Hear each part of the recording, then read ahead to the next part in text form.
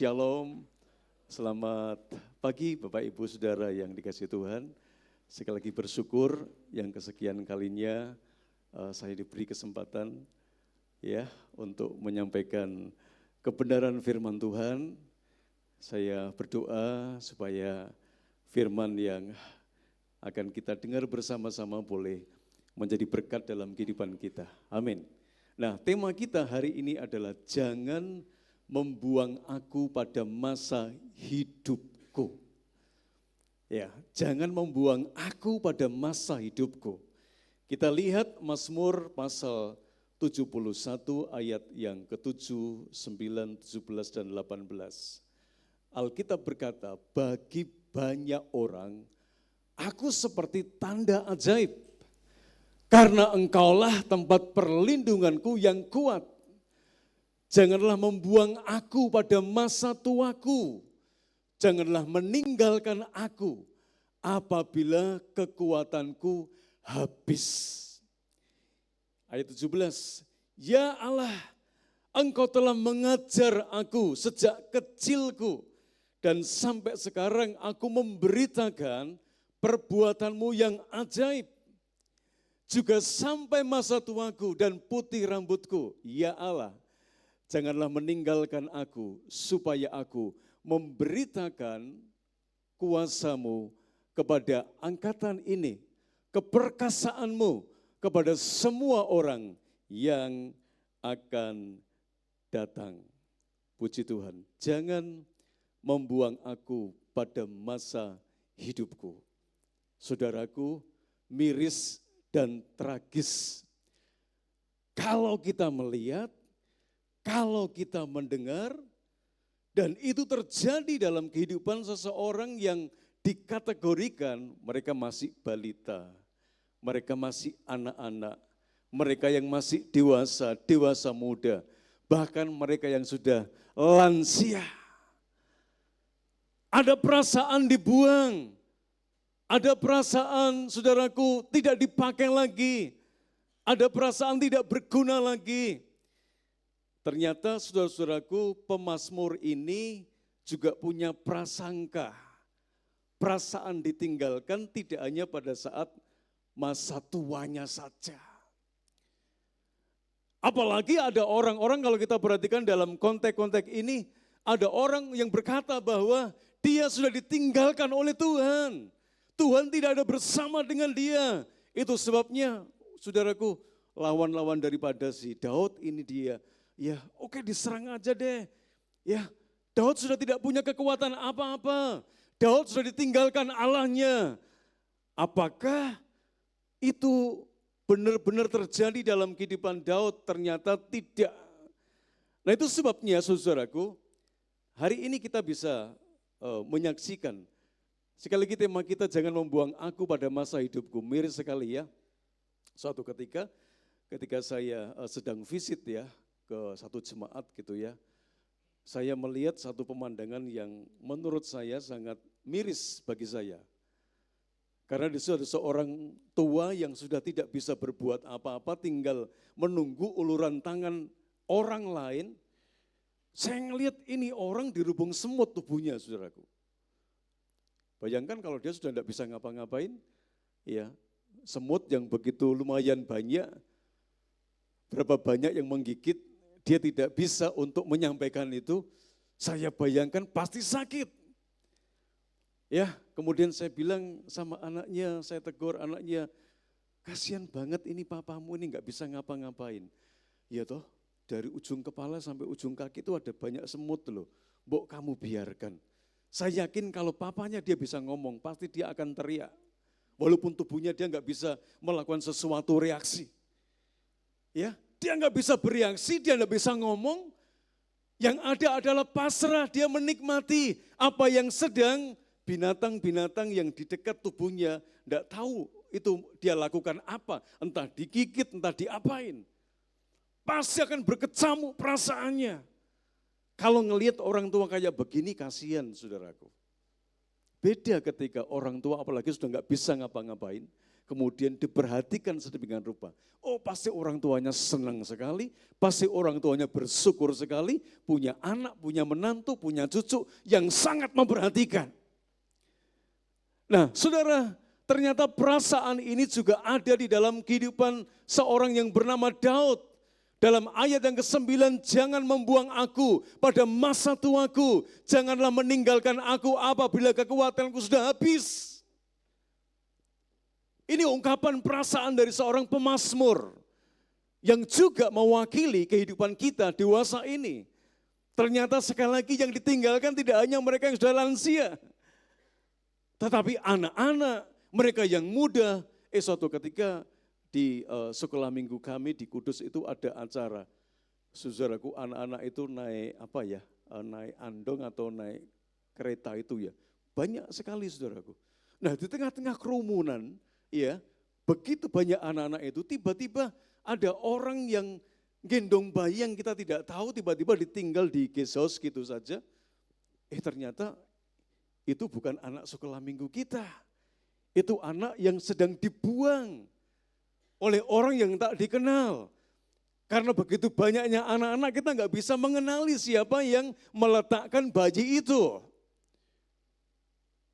Ya, akhirnya ada polisi, ada apa, dan singkat cerita anak yang dibuang itu kemudian dirawat oleh seorang pendeta. Saudara, ini bisa terjadi kepada siapa saja. Tapi hari ini kita fokus dalam konteks ini, ya saudara-saudara, kita bisa melihat ternyata apa yang dirasakan oleh seorang pemazmur tidak sepenuhnya benar. Di sisi lain memang manusia bisa perlakuan seperti itu. Tetapi apakah Allah yang dia sembah, Allah yang dia ikuti dalam sepanjang kehidupannya, apakah memperlakukan hal yang sama? Yang seperti apa yang dikatakan, saudaraku, oleh orang lain itu? Ternyata tidak. Saudara-saudara, kita tidak melihat sisi negatifnya apa yang dialami oleh si Daud dalam masa tuanya, saudara-saudaraku, tetapi di sisi yang lain kita bisa melihat Tuhan tetap mengasihi, memperhatikan seseorang di dalam masa hidupnya. Tidak hanya masa tuanya, masa mudanya, masa anak-anaknya, Tuhan juga sayang.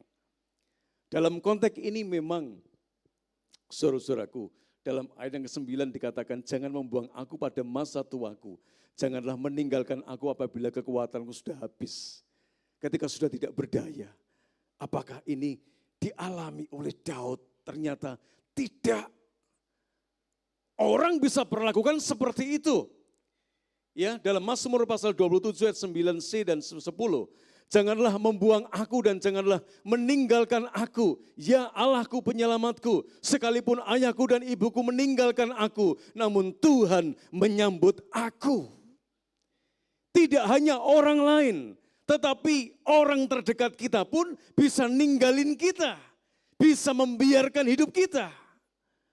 Tapi beda dengan perlakuan Tuhan dalam hidup kita. Nah, saudara, kita akan bisa melihat di sini beberapa hal yang Tuhan kerjakan di dalam masa hidup kita, dalam masa anak-anak, dalam masa kehidupan muda kita, dalam masa kita, dalam masa tua kita. Yang pertama, Tuhan itu tetap setia bersamamu. Amin, saudaraku. Yuk katakan sebelah kiri, sebelah kanan. Tuhan tetap setia bersamamu. Yesaya pasal 46 ayat 4, Alkitab berkata, sampai masa tuamu aku tetap dia, dan sampai masa putih rambutmu aku menggendong kamu. Aku telah melakukannya dan mau menanggung kamu terus. Aku mau memikul kamu dan menyelamatkan kamu. Saudaraku, Tuhan tetap setia bersama dengan kita. Ada 5 kata kerja di sini, menggendong, melakukan, menanggung, memikul, bahkan menyelamatkan. Artinya apa? Artinya Tuhan masih tetap setia bersama dengan kita. Dan tetap bekerja dalam masa tua kita sekalipun. Wow, ini luar biasa. Yang perlu kita ingat, kita syukuri bahwa saudara-saudaraku, Tuhan tetap setia bersama dengan kita dan Dia tetap bekerja dalam masa tua kita sekalipun. Jadi yang merasa tua dan yang akan menuju tua, ya. Yang remaja ini kan juga akan menuju tua. Saya juga akan menuju tua, saudaraku. Saya sudah 53 tahun. Semuanya akan menuju tua. Tapi yang luar biasa dan dahsyat, dalam segala musim hidup kita, Allah itu tetap setia. Bahkan Dia sekali lagi tetap akan bekerja. Bahkan sampai masa tua kita. Kalau Tuhan bekerja dalam segala musim hidup kita, wow. Jadi jangan merasa berkecil hati ya. Kalau Tuhan berkata dalam ayat yang ke-9 ini, jangan membuang aku pada masa tuaku. Jangan meninggalkan aku apabila kekuatanku sudah habis. Mungkin ada orang-orang tua yang sudah benar-benar tidak berdaya. Tapi Tuhan yakinkan kepada kita pagi hari ini. Kondisi hidup kita tidak akan mengubah kesetiaan Tuhan di dalam hidup kita. Kondisi hidup kita yang lemah sekalipun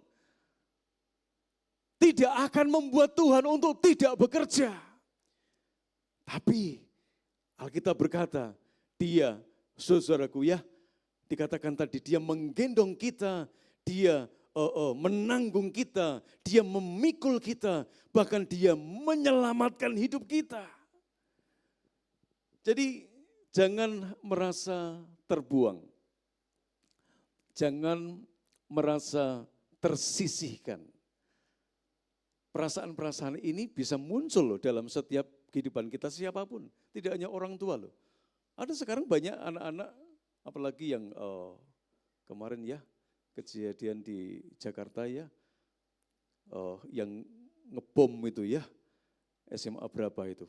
Karena dia merasa sendiri, gak ada teman, merasa dibiarin. Mungkin ada pembulian juga. Ya tiba-tiba ngerakit bom kemudian diledakkan pada saat mereka mau sembahyang.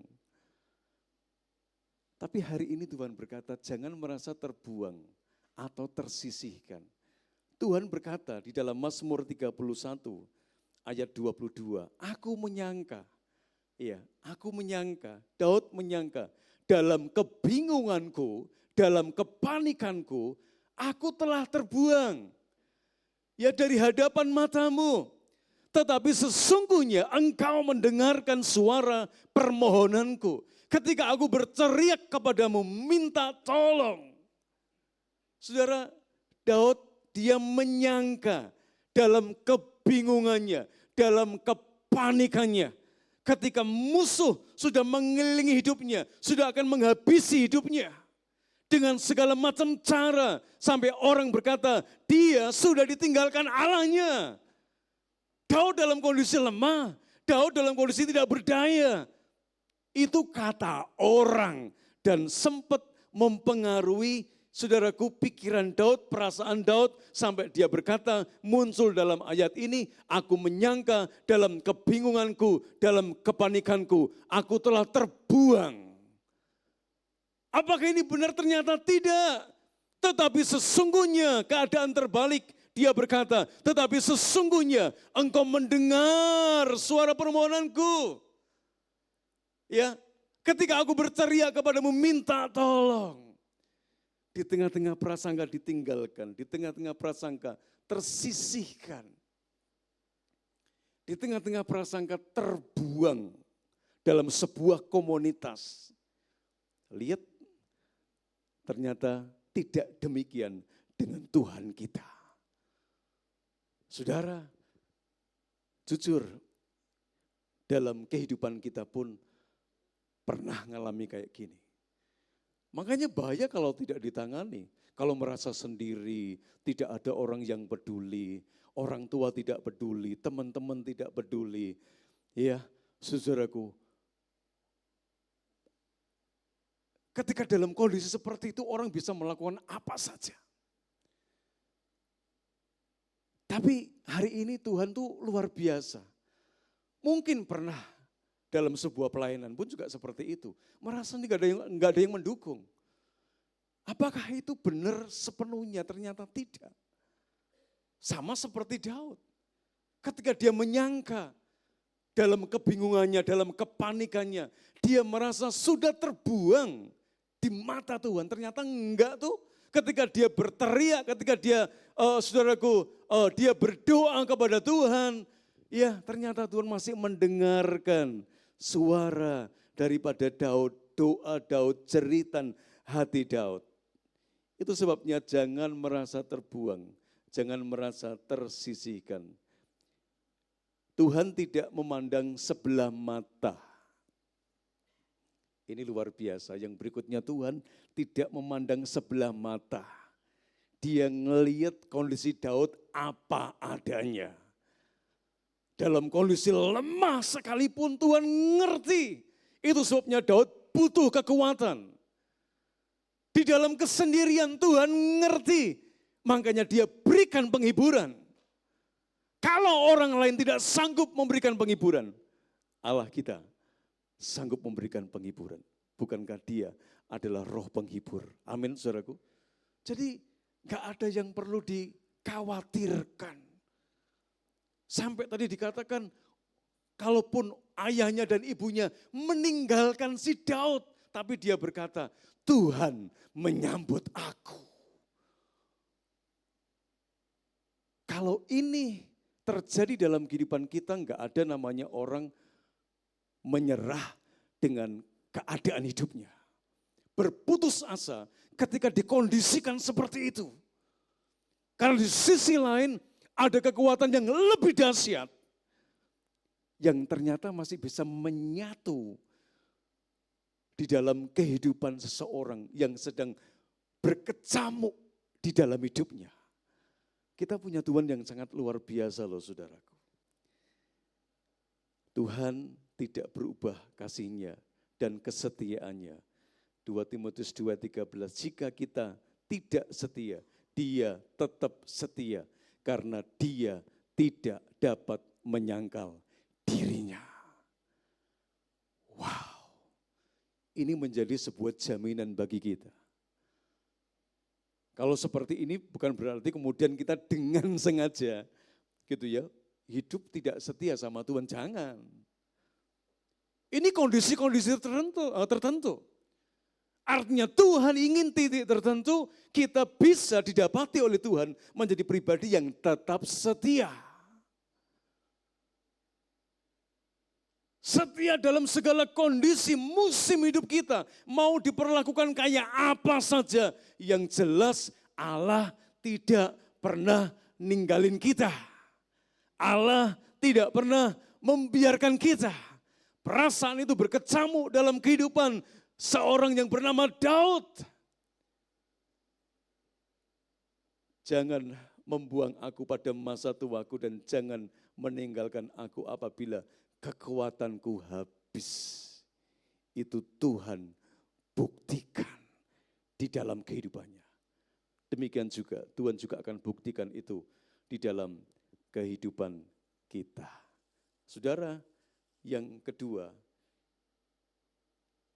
apa yang Tuhan kerjakan ketika di tengah-tengah saudaraku orang merasa ya tidak diperhatikan, orang merasa terbuang, tapi Tuhan tidak perlakukan itu. Manusia sekali lagi bisa perlakukan itu, tapi ini yang Tuhan lakukan.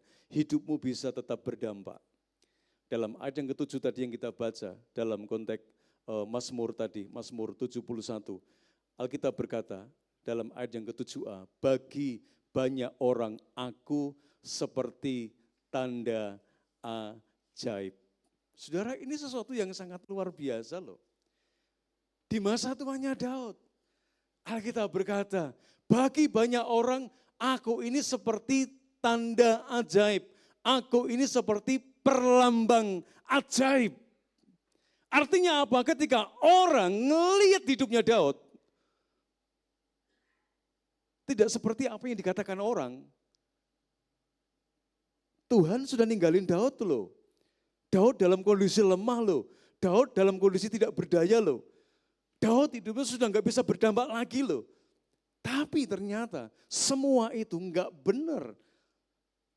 Tuhan mau saudara-saudaraku hidup kita dalam masa hidup kita sampai masa tua kita tetap memiliki dampak yang sangat luar biasa. Orang ngelihat bagi banyak orang aku ini seperti perlambang ajaib. Melihat hidupku bagi banyak orang aku ini seperti tanda ajaib. Artinya banyak perkara yang Tuhan sudah kerjakan di dalam kehidupan Daud. Demikian juga banyak perkara yang Tuhan sudah kerjakan di dalam kehidupan kita. Kalau orang lihat, wow luar biasa ya, sejak kamu menjadi anak Tuhan, banyak hal kamu alami. Ada keajaiban-keajaiban yang sedang Tuhan kerjakan atas kehidupanmu. Ada pertolongan demi pertolongan yang Tuhan sedang kerjakan di dalam masa-masa hidup kita. Dan orang ngelihat itu dalam hidup kita. Bahkan sampai masa tua kita, hidup kita tetap bisa berdampak. Saudaraku, ada enggak yang orang bisa lihat yang Allah kerjakan di dalam kehidupan saudara dan saya? Selama kita ini jadi anak Tuhan. Ada enggak?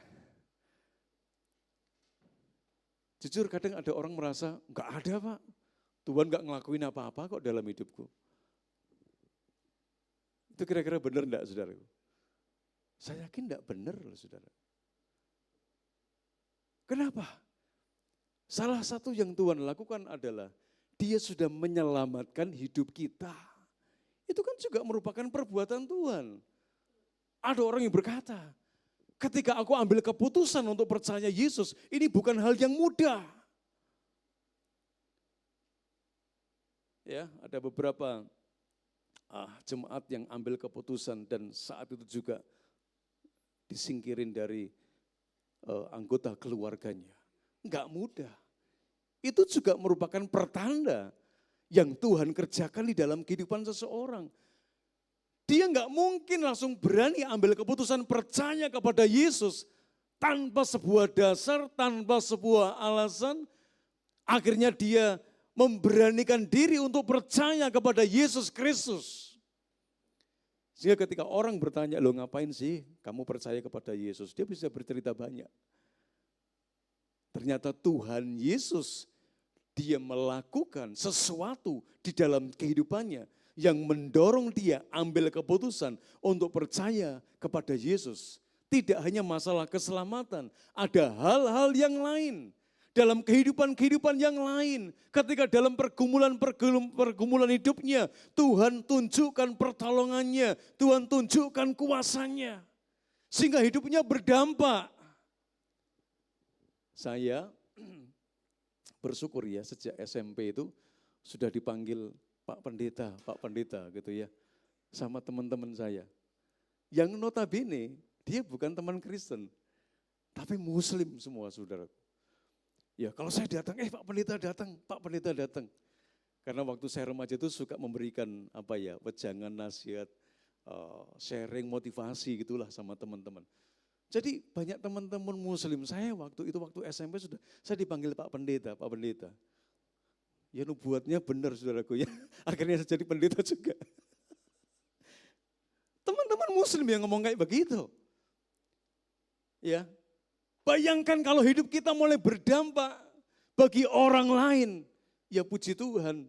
Waktu SMP ketika saya beritakan tentang kasih Tuhan, ya enggak ada mereka yang ngerespon saudaraku. Tapi begitu SMA, saya beritakan kasih Tuhan ya di sekolah, di lingkungan saya bergaul. Puji Tuhan, ada orang-orang yang bertobat. Ya, dari seberang mereka ambil keputusan percaya kepada Yesus. Tidak hanya berhenti percaya kepada Yesus. Puji Tuhan, akhirnya mereka dipanggil oleh Tuhan untuk menjadi seorang hamba Tuhan. Dari seberang, tidak hanya satu, ada beberapa. Ya, saudaraku, ini pekerjaan Tuhan, ini bukan pekerjaan manusia.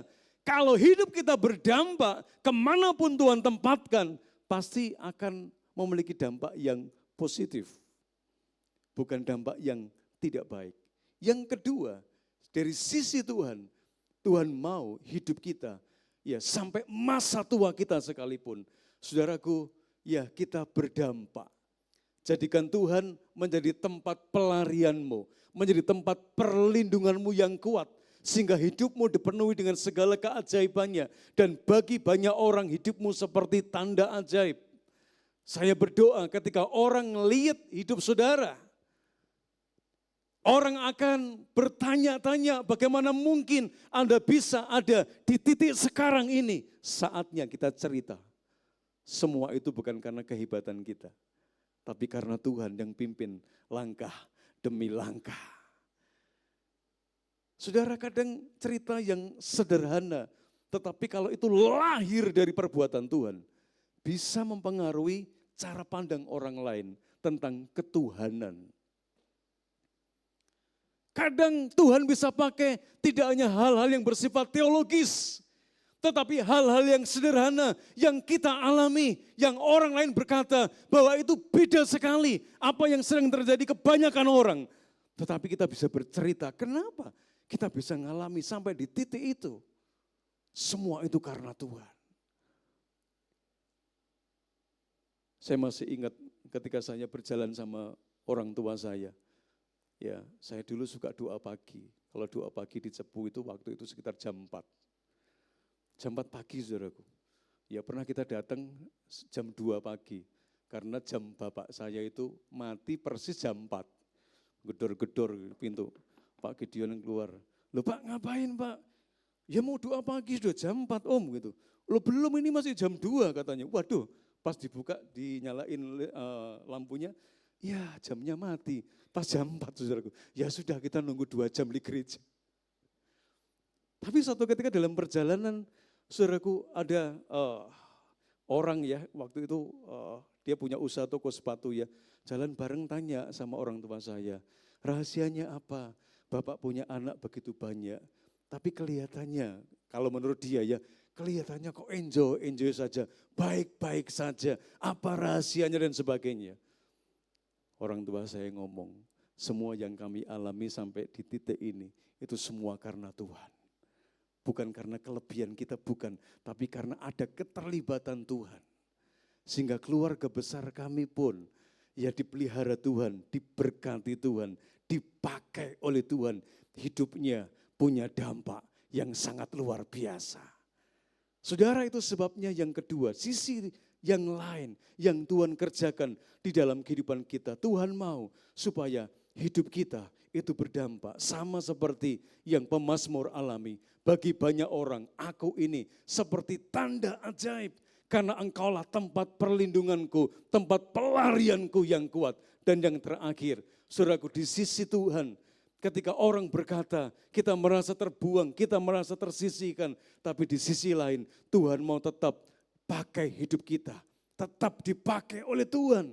Dalam ayat yang ke-17, 18, ya Allah, engkau telah mengajar aku sejak kecilku, sejak masa mudaku, ya dan sampai sekarang, aku memberitakan perbuatanmu yang ajaib.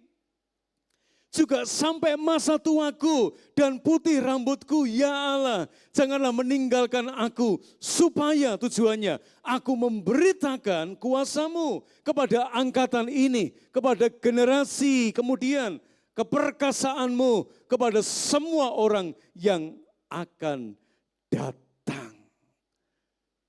Jangan membuang aku pada masa hidupku, tetapi Tuhan pakai hidup kita.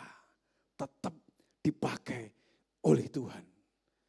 Yang luar biasa, Tuhan itu bekerja lewat lintas generasi, saudaraku. Ya, lewat lintas generasi di dalam Kisah Rasul pasal 2 ayat 16-17. Alkitab berkata, tetapi itulah yang difirmankan Allah dengan perantaraan Nabi Yoel. Akan terjadi pada hari-hari terakhir. Demikianlah firman Allah. Bahwa aku akan mencurahkan rohku ke atas semua manusia. Maka anak-anakmu laki-laki dan perempuan akan bernubuat. Dan teruna-terunamu akan mendapat penglihatan-penglihatan. Dan orang-orangmu yang tua akan mendapat mimpi. Perhatikan, orang-orangmu yang tua akan mendapat mimpi. Tuhan bekerja lewat lintas generasi. Yang muda, saudaraku, yang dewasa sampai yang tua dipakai oleh Tuhan. Dalam konteks ini yang tua akan mendapat mimpi. Bukankah ini karunia Roh Kudus? Jadi Bapak Ibu yang sudah merasa tua, jangan merasa aku sudah enggak bisa dipakai Tuhan lagi. Siapa bilang? Ya, justru dalam masa tua kita, Tuhan mau hidup kita berdampak. Tuhan mau tunjukkan kita bisa tetap dipakai oleh Tuhan. Tidak hanya yang muda-muda, tidak hanya yang remaja saja. Yang tua pun di tempat ini akan dipakai oleh Allah. Amin, saudaraku.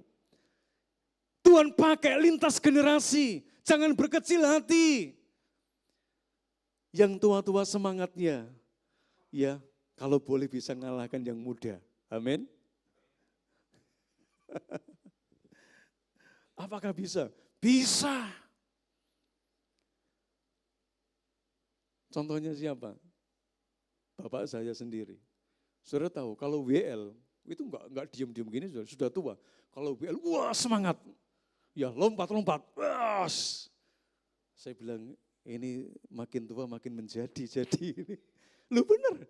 Kalau dia dikasih kesempatan kalau mimpin di ibadah umum, ibadah raya, wah dia semangatnya luar biasa ngalah-ngalah yang muda, saudaraku. Jadi Tuhan itu pakai lintas generasi. Jangan berkecil hati, yang tua-tua di sini akan dipakai Tuhan lebih dahsyat dan lebih luar biasa lagi. Saudaraku, untuk apa? Dalam ayat yang ke-17 dan 18, ya, dikatakan untuk memberitakan perbuatanmu yang ajaib.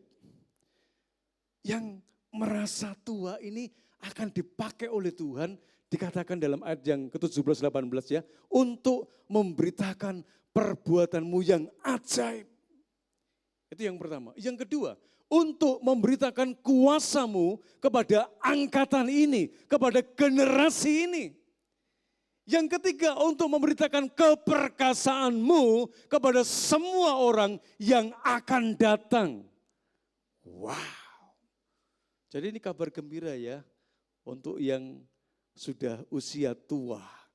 Tidak tahu berapapun umur kita, yang pasti Tuhan bisa pakai hidup kita. Di masa tua kita pun Tuhan akan pakai luar biasa. Sehingga gereja ini, ya saudaraku, makin lama akan makin dipenuhi orang-orang. Siapa yang dipakai oleh Tuhan? Tidak hanya generasi muda, tapi generasi tua pun dipakai Tuhan. Untuk apa Alkitab berkata? Memberitakan, menceritakan perbuatan Tuhan yang sudah dialaminya. Perbuatan Tuhan yang ajaib. Kalau ditanya sampai detik hari ini, pasti adalah yang bisa kita, saudaraku, ceritakan kepada anak cucu kita, kepada orang lain, kepada teman-teman kita. Apa perbuatan Tuhan ajaib apa yang saudara rasakan. Yang kedua, kuasanya kepada angkatan ini. Ternyata yang tua-tua juga bisa dipakai oleh Tuhan untuk menceritakan tentang kuasa Tuhan pada generasi ini. Tidak sedikit orang-orang muda dimenangkan oleh orang-orang tua. Ceritakan kuasa Tuhan pada generasi ini, pada angkatan ini. Yang kadang angkatan ini, generasi ini minim dengan perbuatan Allah. Tetapi dengan saudara memberitakan, menceritakan kuasa Tuhan pada generasi ini, pada angkatan ini, mereka akan makin bersemangat ngelihat engkongnya, emaknya yang sudah tua sekalipun mengalami lawatan Tuhan, mengalami kedahsyatan Tuhan. Oh, memacu anak-anak muda supaya mereka juga mengalami anugerah Tuhan yang seperti dialami oleh pendahulu-pendahulunya. Tidak mau kalah. Kalau Tuhan bisa pakai yang tua, yang muda pun bisa dipakai Tuhan. Dan yang terakhir, memberitakan keperkasaanmu kepada semua orang yang akan datang. Yakinkan Tuhan kita itu perkasa, Tuhan kita itu dahsyat, Tuhan kita itu luar biasa. Dia bukan Tuhan yang lemah, dia bukan Tuhan yang tuli, dia bukan Tuhan yang tidak bisa berbuat sesuatu, tetapi dia Tuhan yang bekerja melampaui kekuatan hidup kita. Melampaui apa yang kita pikirkan, apa yang kita doakan. Dia bekerja melampaui apa yang sedang kita rencanakan. Dan bersyukurlah kalau agenda Tuhan jauh lebih besar dari agenda yang Bapak Ibu Saudara miliki saat hari ini. Termasuk saya tidak pernah berpikir Bandung. Tapi bulan Februari, Maret itu awal prosesnya. Kami bergumul sama istri, tiba-tiba ada panggilan untuk menjadi gembala di sana. Tidak pernah terpikirkan. Kami sudah nyaman di Kudus, sudah 25 tahun, akan 26 tahun. Separuh hidup kami ditanam di sana. Ya, Tuhan sudah sediakan semuanya. Tapi tiba-tiba Tuhan panggil, pergumulan yang berat. Akhirnya kami putuskan memilih untuk memenuhi panggilan Tuhan. Saudara, ya sudah, doakan ya. Ya mulai bulan April nanti kami sudah menetap di Bandung ya. Di Bandung, doakan supaya ketika Tuhan tempatkan di tempat yang baru, tetap Tuhan pakai dengan luar biasa. Ada jiwa-jiwa yang boleh dimenangkan. Menceritakan tentang keperkasaan Tuhan, kedahsyatan Tuhan. Tuhan kita bukan Tuhan yang pasif. Bukan Tuhan yang tidak bisa berbuat sesuatu.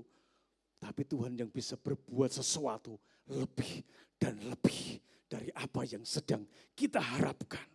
Itu Tuhan kita, ceritakan. Beritakan. Walaupun enggak banyak orang, 1-2 orang. Kalau dia tertarik percaya Yesus, puji Tuhan. Tambah jiwa 1, tambah jiwa 2, tambah jiwa 3, tambah jiwa 4. Dan banyak, amin saudaraku. Siapa yang dipakai? Saudara dan saya di tempat ini. Tuhan mau pakai saudara loh. Jangan engkau merasa minder, jangan engkau merasa aku enggak punya kekuatan, aku tidak punya kemampuan. Memang kita enggak punya kemampuan, Tuhan yang memberikan kesanggupan bagi kita. Tuhan, bukan saudara, bukan pengetahuan kita, bukan kelebihan kita, bukan. Tetapi Tuhan yang memberi kesanggupan bagi kita. Ada orang yang merasa mampu, tetapi ketika dia tidak diperkenan Tuhan, ya enggak bisa. Petrus itu seorang nelayan, tapi dia dipakai Tuhan luar biasa. Sekali khotbah 3.000 jiwa. Bukan berarti, aku mau jadi orang biasa, bukan. Tapi jangan ngelihat sisi kelebihan kita, kelemahan kita. Tapi lihat siapa yang memanggil hidup kita. Percayakan hidup kita sepenuhnya kepada yang memanggil hidup kita. Tuhan Yesus memberkati kita. Jangan membuang aku pada masa hidupku. Tapi pakailah hidupku jadi alat bagi kemuliaan nama Tuhan. Amin. Mari kita